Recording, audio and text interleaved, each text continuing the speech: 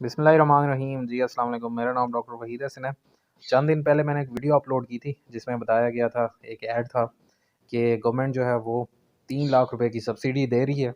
तो उनकी दरख्वास्तों में जो है वो अब तोसी की गई है। अब दरख्वास्त की जो आखिरी तारीख है वो 15 दिसंबर 2021 है। तो इसी सिलसिले में आपको आगाह करना था। और अब जो है जो वसूल करदा दरख्वास्तों की जांच पड़ताल जो होगी वो 16 दिसंबर से 26 दिसंबर के दरमियान होगी।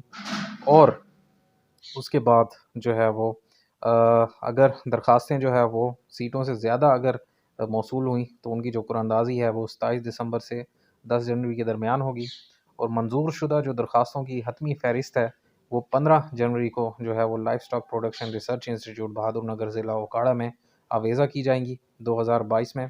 और उन जो कामयाब खुश नसीब होंगे उनके लिए जो है वो कामयाब फ़र्मों की जो है लिस्ट, जो क्वालिफ़ाइड फ़र्मों की लिस्ट है वो 16 जनवरी से 31 जनवरी के दरमियान अवेज़ा की जाएगी।